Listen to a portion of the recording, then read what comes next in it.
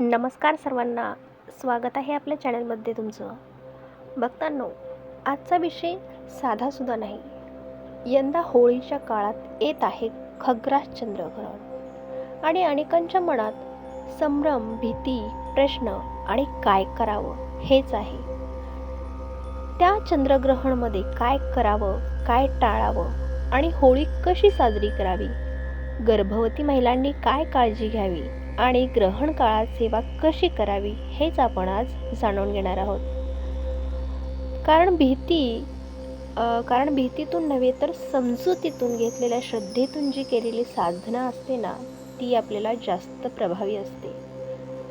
भक्तांनो, सगळ्यात अगोदर खग्रास चंद्रग्रहण म्हणजेच काय आपण तेच जाणून घेऊयात.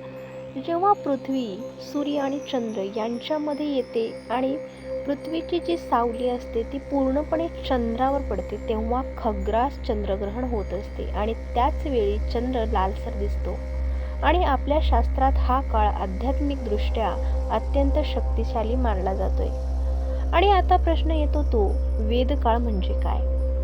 तर चंद्रग्रहणाच्या साधारण 9 तास आधी जो वेद असतो ना, जो वेद सुरू होतो ना, असे पंचांग सांगते की या वेदकाळात काही नियम पाळले जातात ना, जसे की नवीन अन्न शिजवणे किंवा शिजवलेल्या अन्नावर तुळशीपत्र ठेवावे, देवघर झाकून ठेवावे, अनावश्यक खाणेपिणे टाळावे. हे नियम का सांगितले गेले आहेत? तर पूर्वीच्या काळात विज्ञान एवढं प्रगत नव्हतं, पण अन्न खराब होऊ नये आणि स्वच्छता राखली जावी म्हणून काही नियम बनवले गेले होते. पण त्यामागे काही एक आध्यात्मिक हेतूही आहे, जसे की शरीर शांत ठेवा आणि मन देवाकडे लावा. बघतांनो, आता होळीचाच विषय घेऊयात आपण. हे झालं चंद्रग्रहणाचं आणि आता घेऊयात होळीचं. होळी म्हणजे आनंद, उत्साह, रंग आणि एकत्र येणं. पण जर त्याच दिवशी ग्रहण असेल तर आधी काय करावं? हो ना, बरोबर आहे की नाही? जर ग्रहण रात्री असेल आणि होळी पूजन संध्याकाळी असेल तर होळी पूजन ग्रहण सुरू होण्यापूर्वीच करावं. ग्रहण लागू झाल्यावर रंग खेळणं टाळावं, कारण ग्रहण काळ हा जप, ध्यान, साधना यासाठी मानला जातोय. ग्रहण संपल्यानंतर आंघोळ करून, घर स्वच्छ करून, देवाला नैवेद्य दाखवून मगच तुम्ही पुढील उत्सव साजरा करा. आणि आता सर्वात संवेदनशील विषय म्हणजेच गर्भवती महिला. अनेक घरात आजही असं सांगितलं जाते की बाहेर जाऊ नको, शिवणकाम करू नको, धारदार वस्तूंना हात लावू नको किंवा वापरू नको. या गोष्टींचं मूळ काय आहे? तर पूर्वी प्रकाशाची साधनं कमी होती. अंधारात धारदार वस्तू वापरताना अपघात होऊ नये म्हणून सावधगिरी सांगितली जात होती. पण आजच्या या काळात वैज्ञानिकदृष्ट्या चंद्रग्रहण गर्भावर थेट परिणाम होतो असा ठोस पुरावा नाहीये.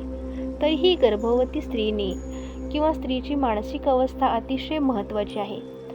जर तिला भीती वाटत असेल तर ती भीती बाळावर परिणाम करू शकते. म्हणून त्या काळात शांत राहणं आणि नामस्मरण करणं हे खूप महत्त्वाचं आहे. नामस्मरण करताना श्री स्वामी समर्थांचा जप करावा, दत्त मंत्र म्हणावा आणि रामरक्षा, अथर्वशीर्ष म्हणावं आणि सकारात्मक विचार त्यांच्यामध्ये आणावेत. तसंच ग्रहण काळात सेवा करावी तर त्या कशा कराव्यात? हा काळ अतिशय प्रभावी मानला जातोय. शास्त्रात सुद्धा सांगितलं आहे की ग्रहण काळात केलेली जी सेवा, जप जो असतो तो अनेक पटीने आपल्याला फळ देत असतो.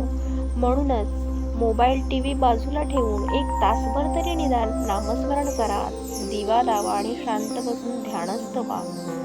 गुरुचरित्र आणि गीता वाचा. घरात जर लहान मुलं असतील ना तर त्यांना भीती दाखवू नका.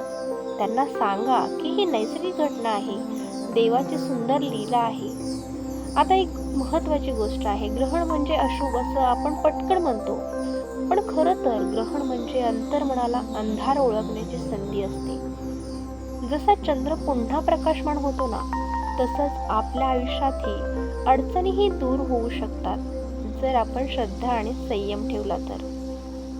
तसंच होळी आणि ग्रहण एकत्र येणं म्हणजे काय संदेश? तर आनंद आणि साधना यांचं संतुलन आहे, रंग आणि शांतता यांचं संतुलन आहे आणि उत्सव आणि आत्मपरीक्षण यांचं सुद्धा संतुलन आहे. म्हणूनच भीती बाळगू नका, पण नियम जाणून घ्या आणि ते पाळा. अंधश्रद्धा पसरवू नका, पण परंपरेचा आदर करून तेच पुढे न्या. विज्ञान समजून घ्या, पण श्रद्धा तुम्ही सोडू नका. या ग्रहण काळात एकच संकल्प करा की मी माझ्या मनातील जो राग, मत्सर आणि नकारात्मकता आहे ना, ती जाळून टाकेन आणि मी माझ्या आयुष्यात सकारात्मकतेचे रंग भरेन. इतकाच संकल्प करा. आता तुम्हीच सांगा, ग्रहण काळात तुम्ही जप करता का? किंवा होळीला तुम्ही कोणता विशेष संकल्प करणार आहात ते कमेंटमध्ये नक्की लिहा. चला तर मग, व्हिडिओ आवडला असेल तर व्हिडिओला एक लाईक करा, शेअर करा आणि अजूनही आपल्या चॅनलला सबस्क्राईब केलं नसेल तर सबस्क्राईब करा आणि समोरचं जे बेल आयकॉन आहे त्याला सुद्धा प्रेस करून घ्या, जेणेकरून आपल्या पुढच्या व्हिडिओचं नोटिफिकेशन सर्वात अगोदर तुम्हाला येऊन जाईल. चला तर भेटूया अशाच पुढच्या व्हिडिओमध्ये. श्री स्वामी समर्थ. धन्यवाद.